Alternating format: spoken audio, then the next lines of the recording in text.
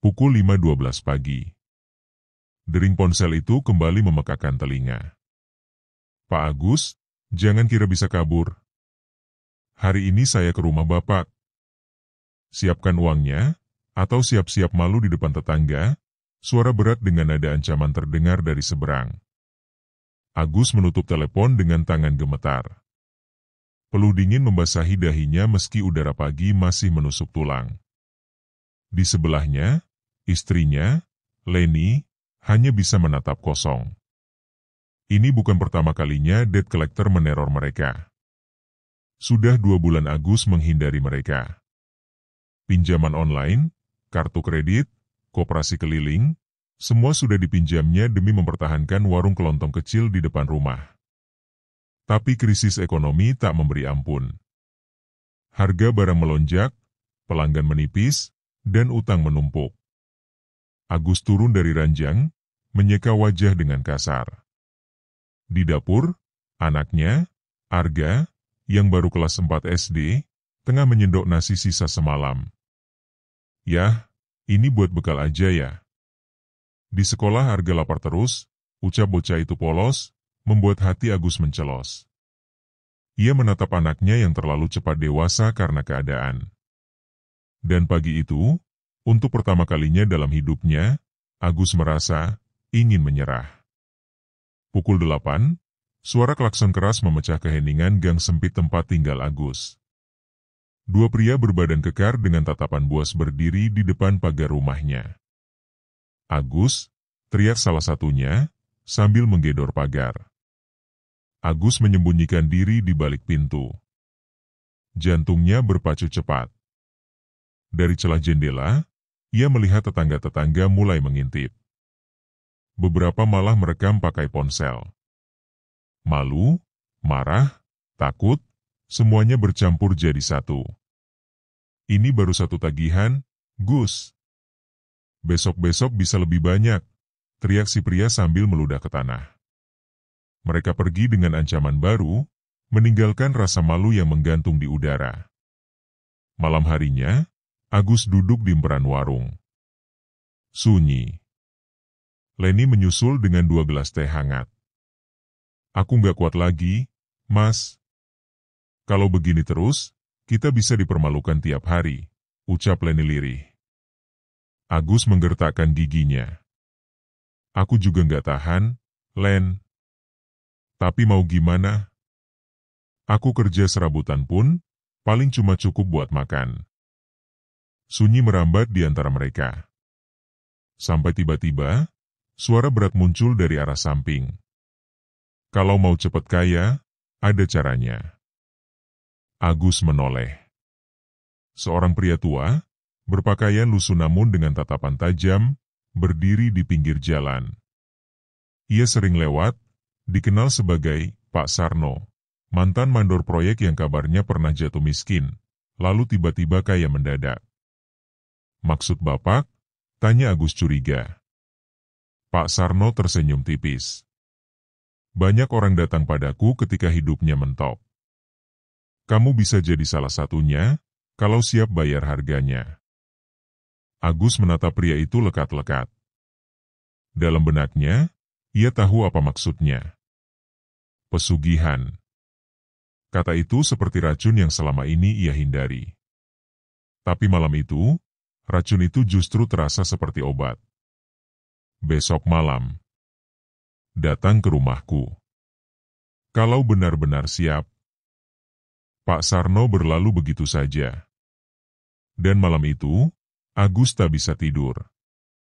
Bukan karena takut, tapi karena untuk pertama kalinya, ada setitik harapan, meskipun berbau kegelapan.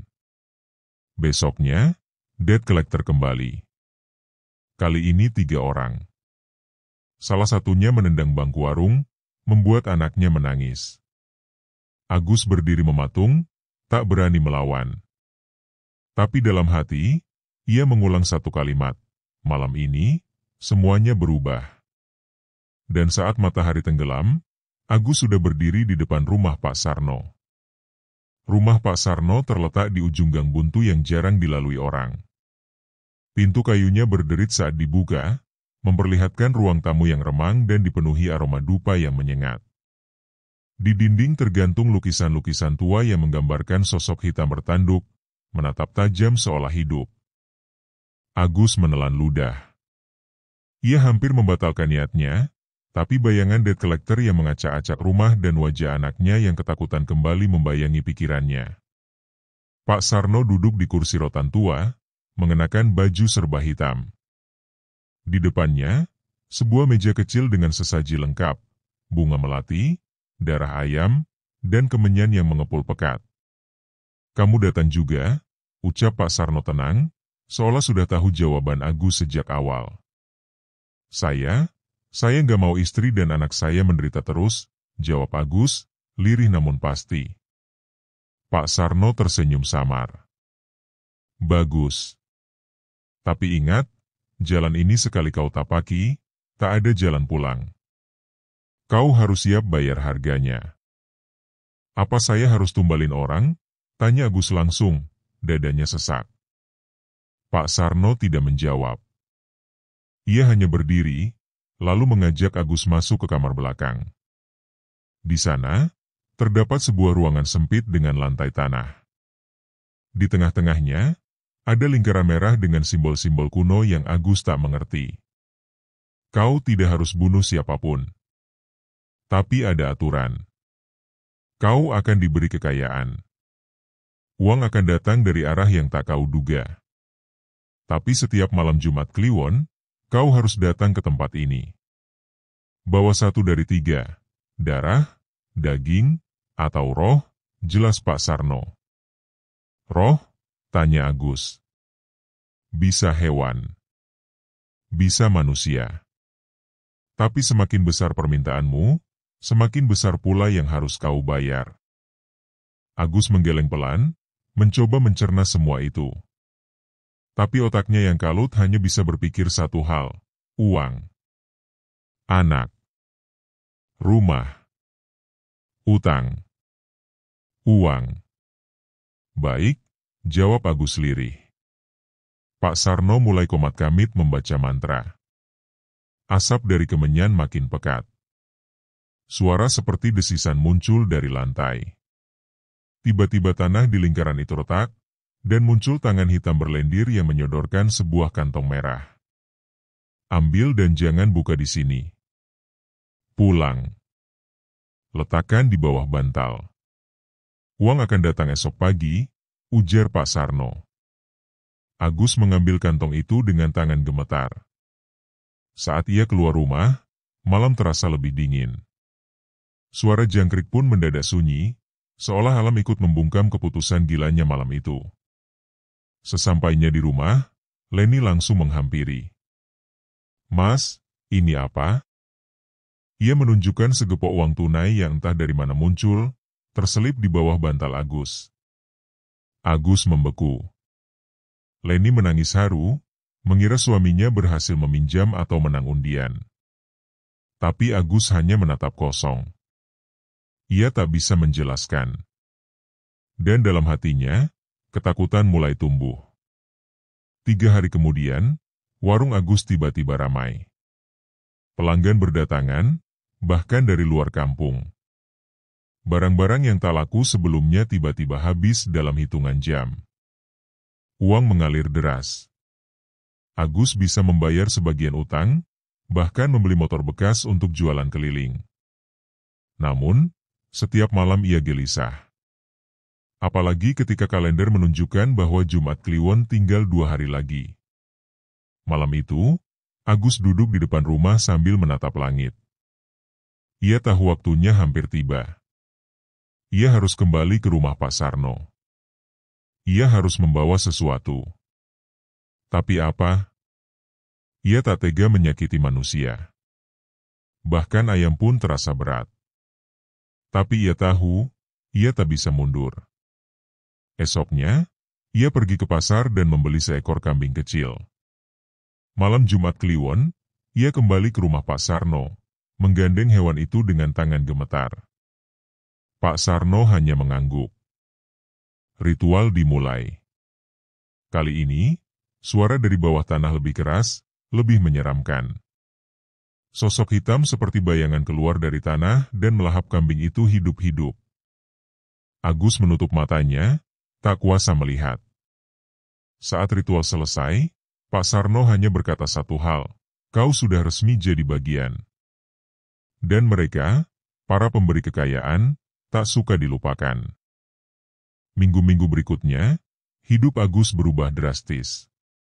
Ia bisa membeli kulkas baru, memperbaiki rumah, dan bahkan menyekolahkan Arga ke SD swasta. Tetangga mulai kagum. Leni bahagia. Tapi di dalam hati Agus, lubang hitam itu tumbuh. Ia tahu, semua ini ada harganya. Dan saat Jumat Kliwon berikutnya datang, pilihan yang harus ia bawa, tak akan semudah kambing. Pagi hari sebelum Jumat Kliwon berikutnya, Agus duduk termenung di kursi warungnya yang kini makin besar dan rapi. 2 karyawan membantunya, dan uang masuk makin deras. Namun, wajahnya muram. Dalam pikirannya, perjanjian itu seperti bayangan hitam yang terus mengikuti. Ia tahu malam nanti, ia harus kembali ke rumah Pak Sarno. Tapi kambing tak lagi cukup. Seminggu lalu, Pak Sarno sempat berkata lirih saat mereka bertemu, "Mereka sudah mencium kekayaanmu bertambah cepat. Tumbal berikutnya harus lebih hidup." Agus mengerti maknanya, nyawa manusia. Ia tak menjawab waktu itu, tapi malam ini tak ada tempat untuk bersembunyi. Sore harinya, saat warung hendak tutup, seorang anak kecil berdiri di depan toko. Tubuhnya kurus, bajunya compang-camping. Ia mengemis, menengadahkan tangan dengan suara pelan. "Pak, saya lapar, udah 2 hari nggak makan." Agus menatap bocah itu. Tubuhnya kecil, seperti Arga, anaknya. Tapi wajahnya lebih kusam, dan matanya menyimpan kehampaan. Ia memberinya nasi bungkus dan menyuruhnya duduk sebentar. Tapi ketika melihat anak itu makan dengan lahap, perasaan jahat mulai merayap pelan. Ini bisa jadi jalan keluar. "Namamu siapa?" tanya Agus. "Rian, Pak." "Kamu tinggal di mana?" "Gak punya rumah, tidur di pos ronda." Agus diam, menelan ludah. Dalam pikirannya, ide gila mulai menyusun diri seperti kepingan puzzle neraka. Tak ada keluarga. Tak ada yang mencari. Tak akan ada yang kehilangan. Malam itu, pukul 23.57, Agus menuntun Rian menuju rumah Pak Sarno. Bocah itu menuruti saja, polos dan tanpa rasa curiga. "Pak, ini rumah siapa?" tanya Rian saat memasuki pekarangan gelap. "Teman Bapak, dia mau bantu kamu." Rian tersenyum, polos. Di ruang ritual, Pak Sarno sudah menunggu. Wajahnya serius, bahkan sedikit muram. "Kau yakin?" tanyanya. Agus diam. Ia menatap Rian, yang kini berdiri kikuk memandangi lingkaran merah di lantai. Pak Sarno menatap tajam. "Sekali ini kau langkahi, hidupmu tak akan bisa kembali. Tidak ada penebusan setelah darah anak kecil mengalir." Rian menatap Agus. "Pak, saya takut." Agus berdiri kaku, tubuhnya gemetar hebat. Dalam bayangannya, ia melihat wajah Arga. Senyum polosnya. Tawa kecilnya. Tangannya naik perlahan, menggenggam parang kecil yang disodorkan Pak Sarno. Tapi saat itu juga, tiba-tiba, air mata menetes dari matanya. "Tidak. Tidak bisa. Aku nggak sanggup." Suara Agus pecah. Ia menjatuhkan parang dan berlutut, menangis histeris. Rian ketakutan, mundur ke pojok ruangan. Pak Sarno berdiri pelan, mengambil parang, dan menyarungkan kembali. "Kau sudah tahu pilihanmu. Mereka juga." "Apa yang akan terjadi kalau aku gagal?" tanya Agus sambil terisak. Pak Sarno memejamkan mata. Mereka akan datang. Mengambil apapun yang paling kau cintai. Agus pulang sambil memeluk Rian. Ia meminta maaf, mengantarnya ke rumah penampungan anak terlantar. Di hatinya ada sedikit kelegaan, tapi juga ketakutan yang menyesakkan dada. Ia tahu konsekuensinya. Keesokan harinya, uang di laci warung menghilang. Barang-barang mendadak rusak. Pelanggan tak ada yang datang. Karyawan pamit satu persatu. Dan ketika malam tiba, Leni menjerit di kamar. Arga hilang. Agus panik. Ia mencari ke seluruh sudut rumah. Tak ada. Ia berlari keluar, ke gang, ke pos ronda, ke rumah teman Arga. Tak ada yang melihat. Saat ia kembali ke kamar Arga, di bawah bantal anak itu, ada kantong merah yang pernah ia ambil dari tangan hitam di rumah Pak Sarno. Tangannya gemetar saat membukanya. Di dalam, hanya ada satu kertas kecil, bertuliskan, tumbal tertunda, kini ditagih. Agus menjerit sekeras-kerasnya. Lututnya lemas, tubuhnya roboh. Dunia di sekelilingnya seolah runtuh. Ia menyadari satu hal, ia tak pernah bisa lari dari harga yang harus dibayar. Sejak malam itu, hidup Agus berubah total. Warungnya tutup. Rumahnya seperti mati. Leni tak berhenti menangis, histeris setiap malam, memanggil nama Arga seperti orang kesurupan. Mas, anak kita kemana? Kita harus lapor polisi. Kita harus cari dia, teriaknya dengan mata sembab. Agus hanya bisa duduk di sudut kamar, menatap kosong pada dinding. Polisi? Percuma. Ia tahu Arga tak diculik orang. Anaknya diambil oleh sesuatu yang bukan manusia. Beberapa tetangga mulai menjauh. Ada bisik-bisik tentang Agus yang mendadak kaya, lalu bangkrut. Tentang anaknya yang hilang begitu saja. Tentang karyawan warungnya yang bilang pernah melihat Agus malam-malam berjalan sambil bicara sendiri. Satu-satunya yang kini datang ke rumah itu hanyalah sepi dan ketakutan. 3 malam setelah Arga hilang, hujan turun deras. Petir menyambar pohon depan rumah. Leni tertidur karena kelelahan menangis. Agus duduk sendirian di ruang tamu, lampu remang, jantungnya terus berdegup. Lalu, terdengar suara ketukan di pintu. Tok! Tok! Tok! Pelan. Lambat. Tapi menggetarkan. Agus menelan ludah. Tak ada siapapun yang biasa datang malam-malam. Ia berjalan pelan menuju pintu. Tangan gemetar memegang gagang. Ia buka perlahan. Dan di luar, berdiri sesosok anak kecil, tubuhnya kuyup, matanya hitam sepenuhnya. Papa? Agus nyaris roboh. Itu Arga.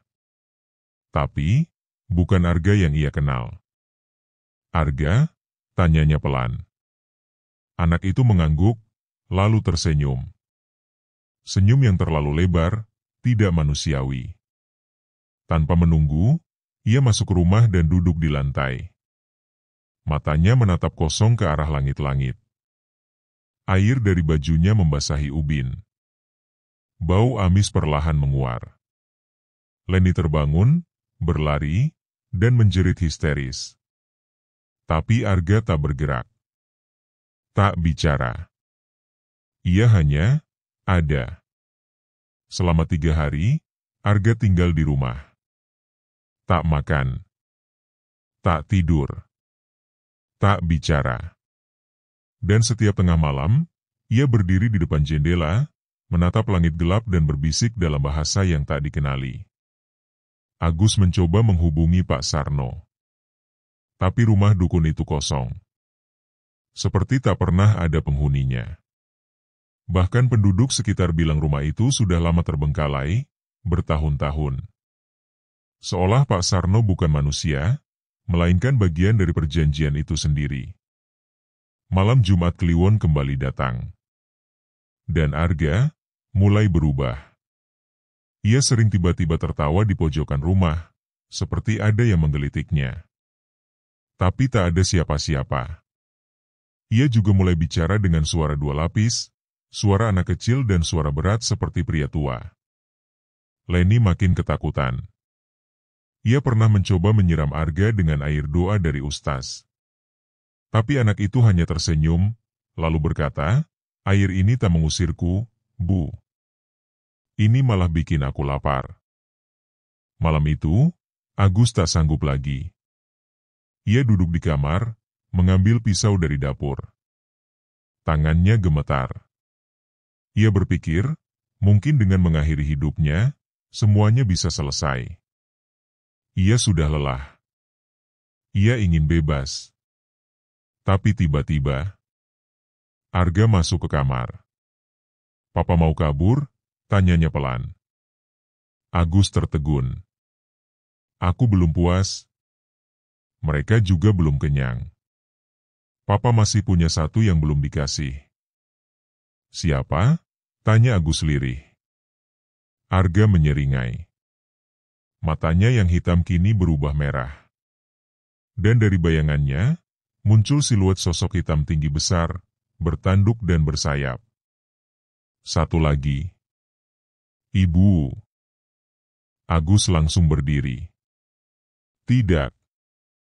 Tapi suara tawa meledak dari tubuh anaknya. Lampu kamar pecah. Dinding berguncang.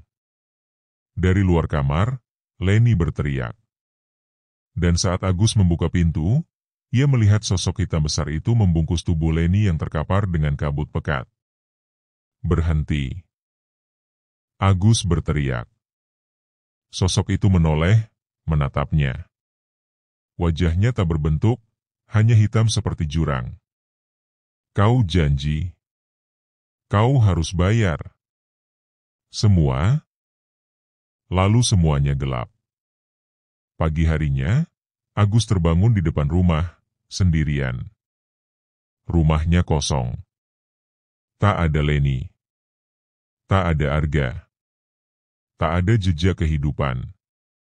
Ia mencoba bicara ke warga. Tapi mereka hanya memandangnya bingung. "Mas Agus siapa?" "Ya? Di sini dari dulu rumah ini kosong." Agus lari ke dalam rumah, tapi semua sudah berbeda. Ruangan kosong, dinding mengelupas, seperti rumah tak berpenghuni puluhan tahun. Ia berlari ke kaca dan menatap wajahnya. Tubuhnya kusut. Rambutnya memutih. Matanya cekung seperti orang yang sudah lama hilang akal. Dan di belakangnya, bayangan anak kecil muncul. Perlahan tersenyum. Matanya merah membara. Langit mendung menggantung di atas atap rumah itu. Di dalamnya, Agus terduduk di lantai berdebu, wajahnya kotor, mata cekung, rambut kusut seperti orang yang telah hidup dalam kesunyian bertahun-tahun. Namun baginya, waktu terasa seperti baru kemarin. Baru kemarin ia menerima amplop merah dari Pak Sarno. Baru kemarin warungnya ramai. Baru kemarin anaknya tertawa, lalu lenyap di telan kegelapan. Tapi sekarang, tak ada suara. Tak ada orang. Hanya detak jantungnya yang perlahan mulai menyerupai bunyi jam tua, berdetik menuju kegilaan. Hari-hari berikutnya Agus habiskan dengan berjalan di antara dua dunia. Pagi ia mencoba menyapa warga, tapi mereka hanya menatapnya aneh. Sebagian malah menyeberang jalan, menjauhinya. Ia kembali ke kantor polisi, membawa foto Arga dan Leni. Tapi petugas hanya menggeleng. "Pak, nama ini tidak ada dalam catatan kami. Anda yakin tinggal di sini?" Agus mengangguk. Dengan wajah putus asa ia berkata, Saya dulu punya warung di sini. Di pojok gang itu, warung soto." Polisi menatapnya lama, lalu berkata, "Pak, warung itu ludes terbakar 5 tahun lalu." Pemiliknya, seorang lelaki bernama Agus, dikabarkan hilang, dan sampai sekarang belum ditemukan. Agus terpaku. Jantungnya seperti berhenti berdetak. Apa maksud Bapak? Saya Agusnya. Saya masih hidup. Petugas itu menghela napas, lalu pelan menyodorkan sebuah berkas foto kebakaran tua. Di dalamnya, ada tubuh hangus yang tak bisa dikenali, hanya bisa diidentifikasi lewat potongan pakaian. Dan di sampingnya, foto Arga dan Leni. Agus mundur perlahan. Dunia seperti runtuh. Ia keluar kantor polisi, berjalan lunglai, dan kembali ke rumah tua itu. Tapi kini, rumah itu tidak lagi rumah. Temboknya retak. Udara di dalam dingin seperti lubang kubur. Dan di sudut ruangan, bayangan Arga berdiri. Di sampingnya, sosok tinggi besar, makhluk hitam bertanduk, berdiri diam seperti patung kematian. Kau sudah tahu sekarang, kan, Pak? Kata Arga dengan suara lembut namun dingin. Aku, sudah mati? Bukan. Papa tidak mati. Papa diambil. Sama seperti kami. Sama seperti semua yang berani main-main dengan mereka. Agus menangis. Ia bersimpuh, menunduk. Aku cuma pengin bebas dari utang, pengin bahagiain kalian. Arga menatapnya. Kali ini, dengan wajah seperti anak kecil lagi. Kami gak butuh kaya, Pak. Kami cuma pengin Papa tetap di rumah. Tetap jujur. Tetap hidup. Makhluk besar itu melangkah maju, kabut pekat menyelimuti ruangan. Angin kencang menerpa, dan suara jeritan entah dari mana bergema.